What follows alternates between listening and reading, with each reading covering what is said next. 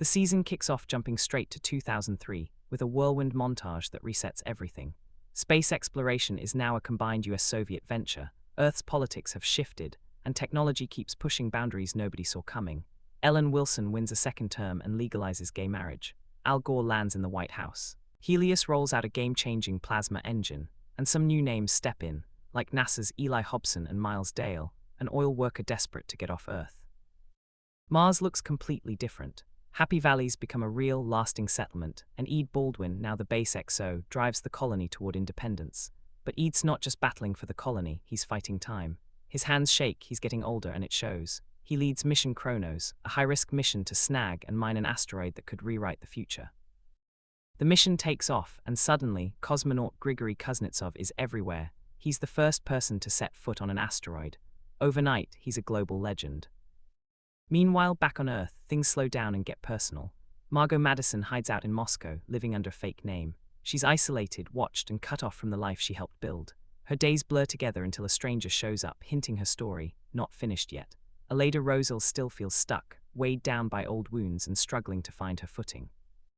Miles Dale is falling apart. His marriage is failing, his future shrinking, and when he lies his way into a Mars job, everything changes. On Mars, the mission turns on a dime. Just when it seems like a win, the cables holding the asteroid start breaking.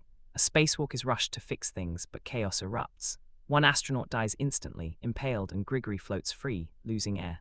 Ede tries everything to save him, but debris strikes, and the hero moment that made Grigory a legend also ends his life. What was supposed to be a breakthrough turns tragic, and Ede is left with the weight of it all, knowing just how thin the line is between glory and disaster. With new faces landing on Mars, and the difference hits right away. Miles Dale shows up as just another guy looking for a job, nothing special. Meanwhile, Danielle Poole comes back, and it's like the whole colony rolls out the red carpet for her. She's a legend, everyone knows her, respects her, and that changes everything about their experiences. Happy Valley feels bigger this season, buzzing with energy, but you can't miss the split. Danielle moves into the nice part, her quarters are spacious, she gets real food, clear calls home. It almost feels comfortable, like she's in control.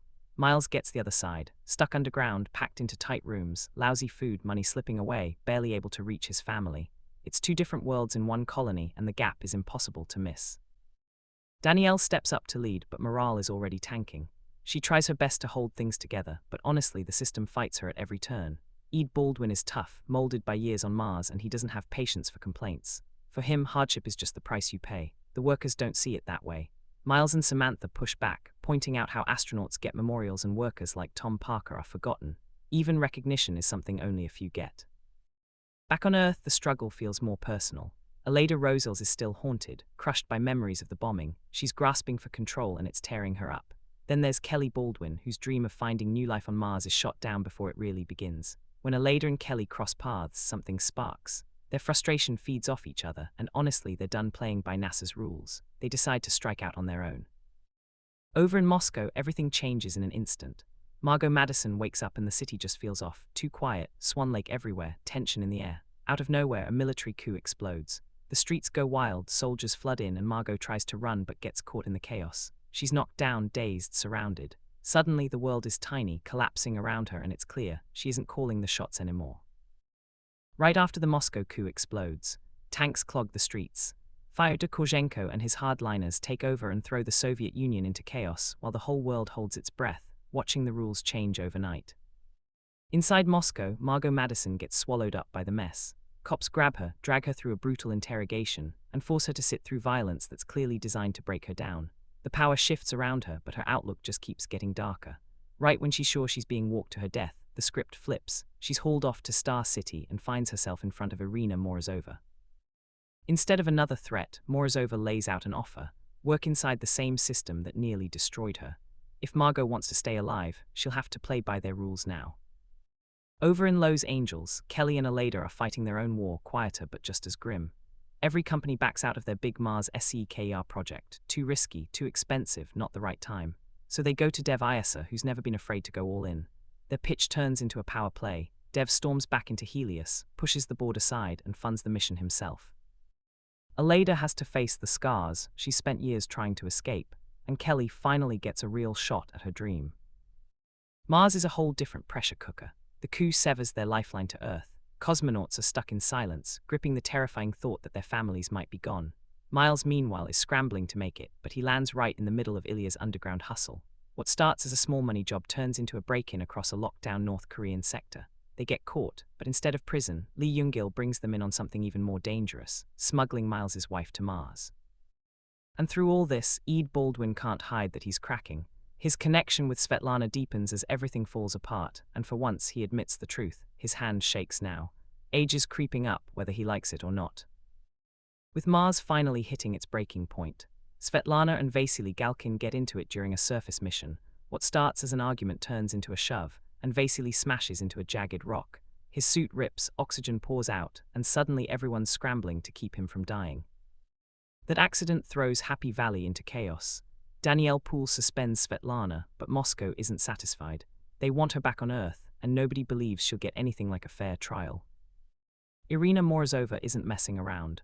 She overturns any trace of cooperation, switches the base systems to Cyrillic, and challenges Danielle directly. Negotiations collapse. What's left of the alliance? It's hanging by a thread. Ed Baldwin takes it to heart. Backing Svetlana puts him against Danielle, and honestly, you can see the strain every time they're in the same room. Earth's leaders offer a solution. India will run the trial. It's a patch job and everyone knows it. When Svetlana leaves, Ed's goodbye says everything they can't fix. Meanwhile, Miles makes a reckless move. He heads off solo to gather Martian rocks he plans to sell back home, pushing way too far. One slip, and he tumbles into a deep ravine, totally stranded. Over in Moscow, Margot gets an ugly look at how failures go down. A Kronos mission flaw gets traced to some busted anchor bolts, and the engineer responsible is pulled out to face the consequences. The facts are clear, but nobody cares. They just want someone to blame. Everything kicks off with a discovery no one saw coming. The folks at the Payne Space Telescope spot a giant asteroid drifting toward Mars. Officially, they name it 2003 LC, but that number barely sticks before everyone just calls it Goldilocks. Why? It's got roughly 70,000 metric tons of iridium, worth about $20 trillion. For 10 weeks, it passes close enough to Mars to grab. Miss the window, and that's it, gone for good. On Earth, all hell breaks loose. President Al Gore immediately tries to plant a flag for the United States. The rest of the M7 alliance isn't thrilled. Eli Hobson gets thrown in the middle, scrambling to keep everything from falling apart. Meanwhile in Moscow, Irina Morozova spots her chance. She pushes for new talks and tightens Russia's hold on the mission, making it clear who's really steering the ship. Back at Helios, Dev Iser doesn't let anyone else take the wheel. He jumps ship and heads straight to Mars, leaving Aleda in charge of Helios. Kelly tags along, her research suddenly tied to the chance of a lifetime. On Mars, tensions are still running high from last time. Danielle Poole keeps trying to pull everyone together before the asteroid mission starts. Ed Baldwin plays along, calls for a ceasefire, but he's got his own plans brewing. Behind Danielle's back, he builds his own team and puts himself in charge. Then things get messy. Someone notices Ed has a tremor during training. The report goes straight to Danielle. She calls him out, tells him to step down, but Ed refuses.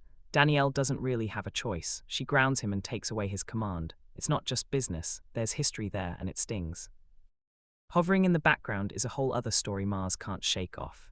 Flashbacks reveal what happened to Danny Stevens. Left in isolation after his disaster, Danny depended on Danielle, who kept sneaking him food and risking herself. Until one day she was too late. Danny died alone, weighed down by everything he did and everything he couldn't escape. In Leningrad, the M7 nations have come together to decide what to do with the Goldilocks asteroid. Right away, things get messy. Instead of working together, everyone tries to grab the upper hand. Behind closed doors, Margot Madison, now going by Margaret Reynolds, teams up with Irina Morozova and helps craft a cutthroat plan. Then Aleda Rosales changes the whole conversation. She lays it out. Mining that asteroid on Mars would take decades and rack up a $2 trillion bill. Nobody knows what to say. Irina jumps in with another plan. Why not pull the asteroid into Earth's orbit? It's risky and enormous and honestly kind of wild, but the payoff is just as big. Back on Mars, the breaking point finally comes. The workers, tired of empty promises, rally behind Miles and Samantha. They demand fair pay and equal rights. When nothing shifts, they flip the switch, stop maintenance, bring cargo to a standstill, and put life support at risk. The entire colony grinds to a halt, right when they can't afford it. Ed Baldwin is there, watching it all unfold. He's stuck on the sidelines now, not leading the strike but definitely not stopping it either. Sometimes saying nothing says plenty. The story bounces between tense negotiations on Earth and the chaos unfolding on Mars. Irina seizes on the strike, turning it into a weapon in her talks. She even dangles a shot at redemption in front of Margot, a chance to come home to NASA, but the catch is steep. There's this private meeting between Margot and Aleda, a moment where all the secrets almost spill out. But Margot only takes what she needs, gives it straight to Irina, and just like that, Helios is outmaneuvered. Day 7 of the strike kicks off, and you can feel the tension. The room's ready to blow. Danielle Poole stands across from Ede Baldwin and Samantha Massey while Palmer comes in swinging, pushing hard for a shutdown. He threatens to fire them all, hoping to break the strike right then and there. Ede stands firm. The whole fight boils down to the Goldilocks, that's it. If it stays in Mars orbit, the workers have a shot at a future. Send it back to Earth, though, and they're done. Danielle wants to know how far Ede's willing to go. Ede throws it back at her. The conversation falls apart, and so does the room. Once talks stall out, everyone starts digging in. Back on Earth, Eli Hobson and Irina Morozova decide to just ignore the strike. They send in engineers to get the cryo plant running. The workers aren't having it. They dump every spacesuit outside and lock down the base. Palmer panics and tells the engineers to crawl through the waste pipes to get to the plant anyway. Inside the strike, the cracks start showing. Some workers want to quit. Samantha keeps trying to hold everyone together, but one of them snaps and rips a key regulator out of the plant. Even so, the engineers manage to reach the system and force a restart. Total disaster. The restart fails, pressure shoots up, pipes burst, and the whole thing blows. 4 astronauts lose their lives. Everything changes after that. The strike gets called terrorism, and suddenly the base is crawling with armed MPK officers. Happy Valley turns into a lockdown zone overnight. Ede stands there and realizes just how far things have spiraled.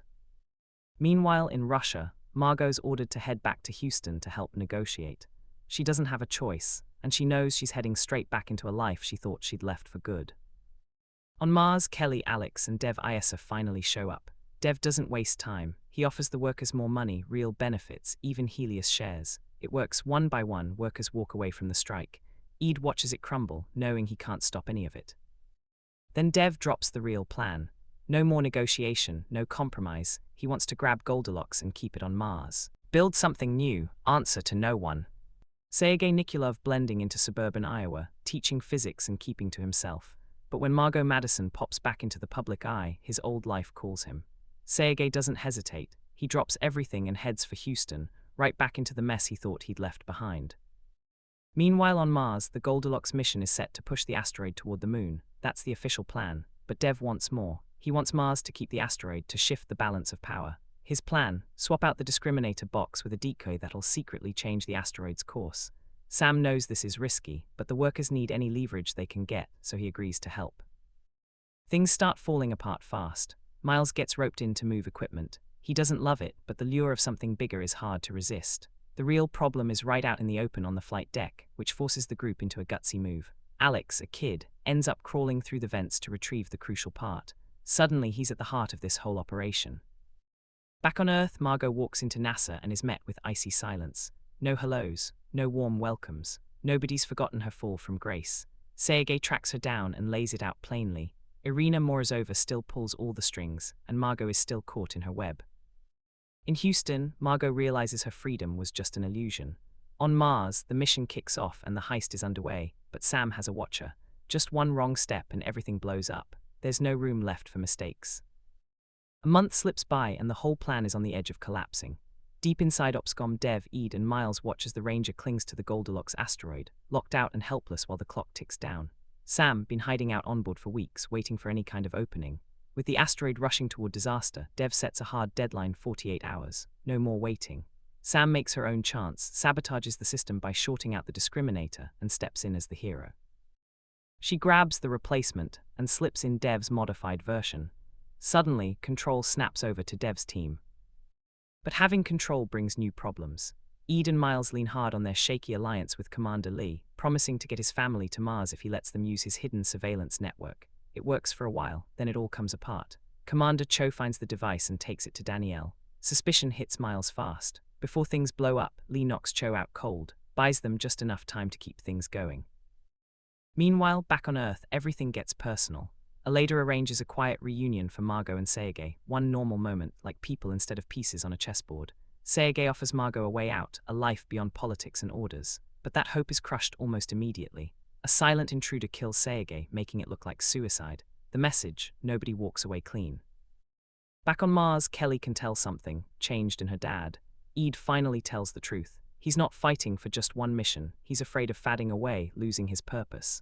Mars is his anchor, and he refuses to let go. Danielle reports the breach, and within hours, CIA and KGB agents are swarming. 2 months back, Frank Tuttle finds a buried North Korean pistol on Mars. He hides it instead of reporting it, and that small choice just sits there, waiting to come back around as everything unravels. Now in the present, the asteroid heist is falling apart fast. Dev and Ede have the Ranger, but that's almost a curse. Timing is everything. Fire the engines too soon, and gravity drags Goldilocks right back to Earth. Wait too long, and they lose it for good. They've got 12 hours. NASA and Roscosmos are closing in, and the clock's merciless. On Mars, things get ugly. Danielle kicks off a manhunt all over Happy Valley. Miles cracks during questioning, Sam gets nabbed on the Ranger, and the rest of the crew disappears underground, squeezing through maintenance tunnels with nothing left to lose. Meanwhile, back on Earth, Margot makes her final play.